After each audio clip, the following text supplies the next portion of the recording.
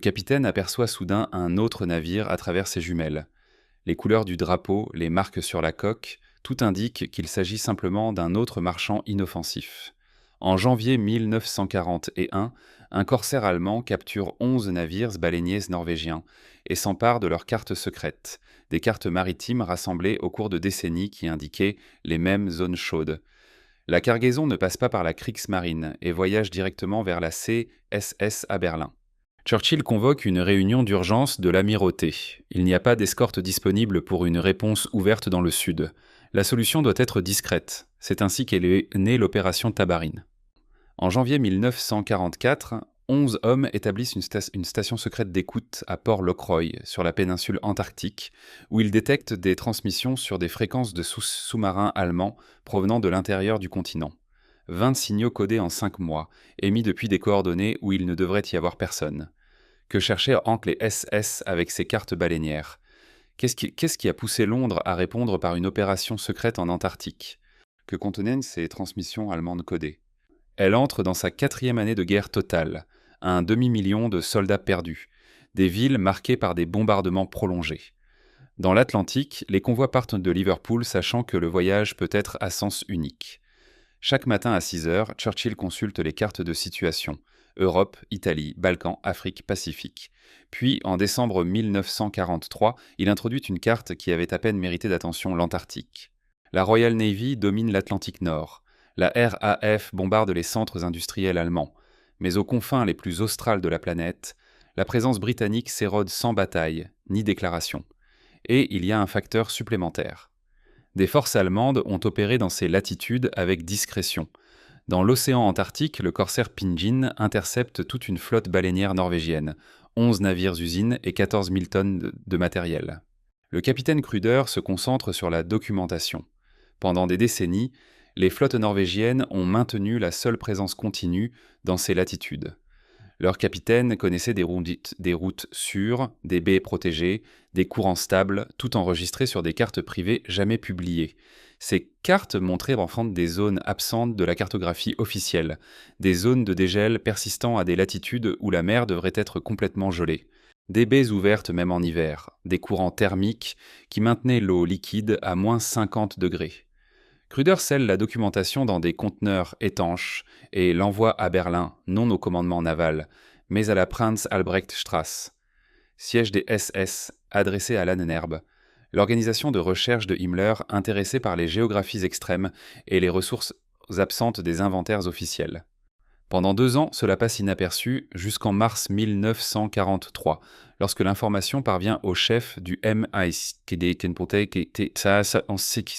Stuart Menzies, via Bletchley Park. Parmi le trafic Enigma déchiffré apparaissent les continents des communications mentionnant des préparatifs logistiques en latitudes extrêmes et une date limite, pleine capacité opérationnelle avant l'hiver austral de 1944. Pendant ce temps, l'Argentine débarque 25 hommes de la marine sur les îles Shetland du Sud avec des matériaux de construction, des générateurs et des munitions, retirant une plaque britannique et hissant son drapeau, établissant une présence permanente sur un territoire que Londres considère comme le sien, affectant directement le contrôle du Cap Horn, le détroit de Magellan et la seule route alternative vers le Pacifique si le canal de Panama est compromis. Churchill convoque une réunion d'urgence de l'amirauté. Chaque escorte protège des convois dans l'Atlantique Nord. La solution doit être indirecte, quelque chose qui puisse être présenté comme scientifique en cas d'échec, se justifiant comme une recherche à faible coût et ayant tout de même une capacité réelle d'intervention. Le commandement revient à James Marr, un zoologiste marin qui avait passé 2 hivers en Antarctique avec l'expédition Quest de Shackleton. Il sélectionne 11 hommes, géologues, météorologues, opérateurs radio, pas des soldats professionnels, 2 navires, le HMS William Scoresby, un baleinier reconverti qui cache des armements légers et une radio codée, et le Fitzroy, une goélette de charge qui transporte secrètement des équipements VLF conçus pour intercepter les communications des sous-marins. Le 14 novembre 1943, les 2 navires partent de Falmouth en silence radio. En traversant l'Atlantique Sud sans escorte, un guetteur détecte un périscope à 2000 de distance.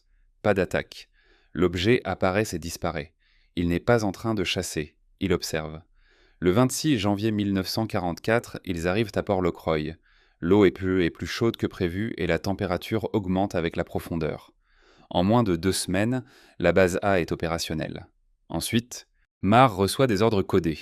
Établir une deuxième base sur l'île Déception, où la présence chilienne a été confirmée.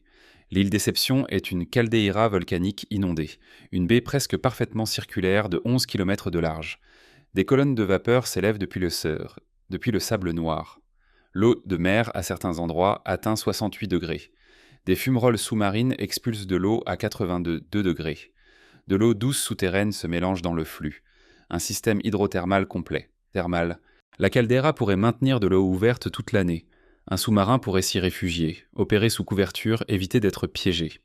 Lorsque Mar arrive le 17 février, la base navale Arturo Prat du Chili est déjà une présence militaire établie, avec des structures en béton, une antenne radio et 2 canons navals. Le commandant chilien Costa pose une question inattendue. Si Mar est aussi préoccupé par les sous-marins allemands que lui.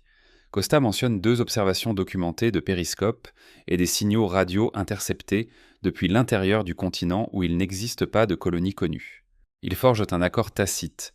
Les Britanniques construisent la base B à l'extrémité sud. Les 2 stations partagent toute l'intelligence sur l'activité sous-marine non identifiée.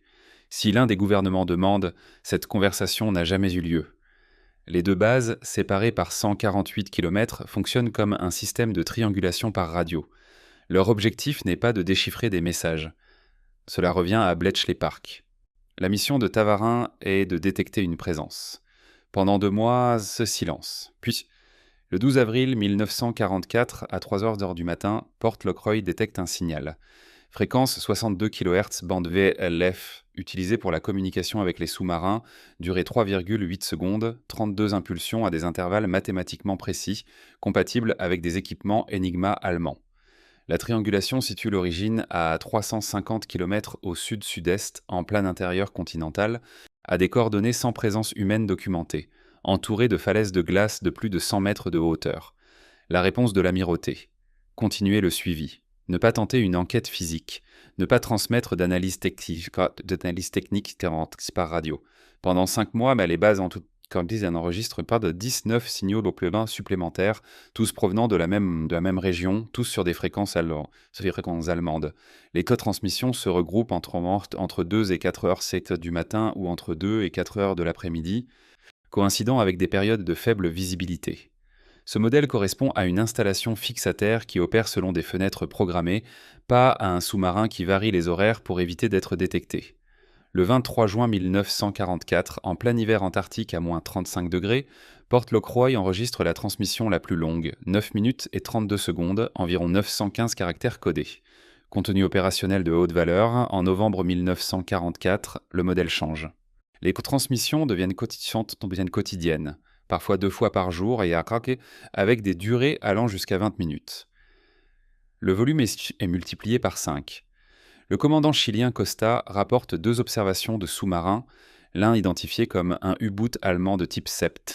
Pourquoi l'Allemagne gaspillerait-elle un sous-marin en Antarctique en novembre 1944, alors que Berlin est à quelques mois d'être encerclé et que la Kriegsmarine perd 5 sous-marins par semaine ?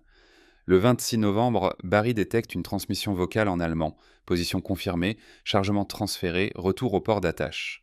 Le 22 février 1945, une transmission Enigma de 13 minutes, environ 6500 caractères.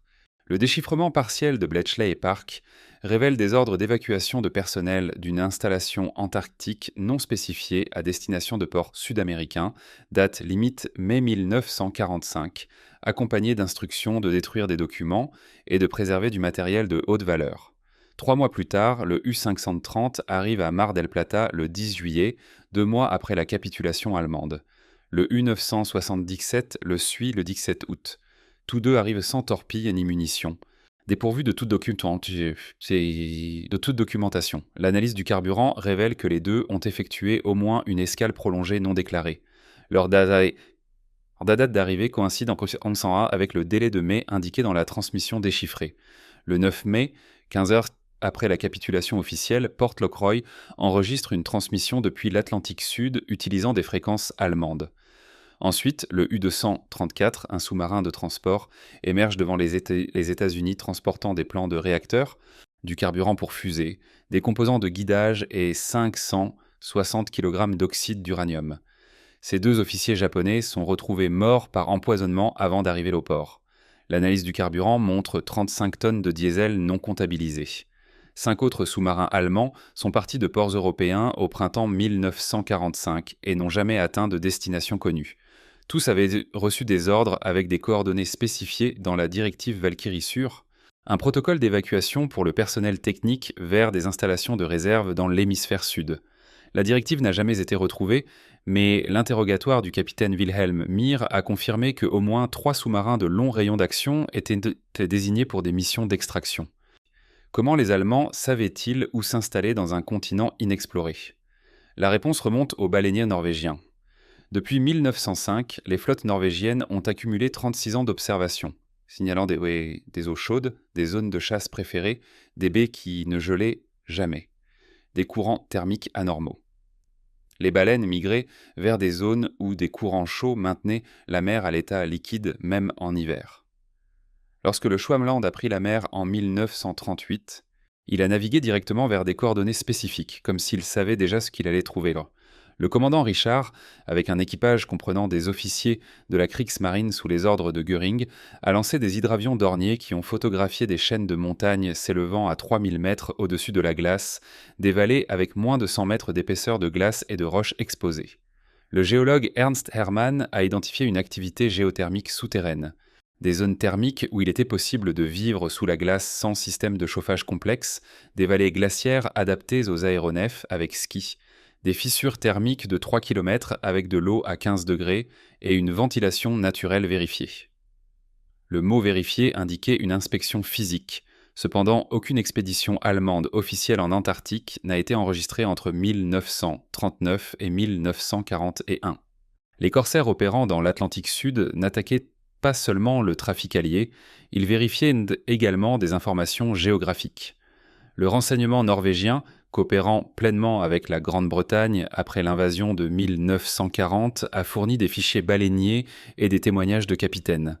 Marr lui-même avait travaillé avec des baleiniers norvégiens dans les années 1920. La sélection de Port Lockroy était une recommandation directe basée sur des cartes baleinières identifiant des anomalies thermiques permanentes. Toutes les sources concordantes. Les zones thermiques que Hermann a photographiées en 1939 étaient les mêmes zones chaudes que les baleiniers norvégiens avaient signalées depuis 1905. L'huile de baleine était cruciale pour l'Allemagne. 200 000 tonnes importées annuellement pour des lubrifiants d'aviation. De la glycérine pour des explosifs et des graisses hydrauliques. Le blocus britannique a coupé cet approvisionnement en 1939. La capture de la flotte norvégienne a fourni non seulement une production immédiate, mais aussi les cartes montrant où et comment naviguer dans les eaux antarctiques et où existaient les conditions pour construire quelque chose de permanent sous la glace.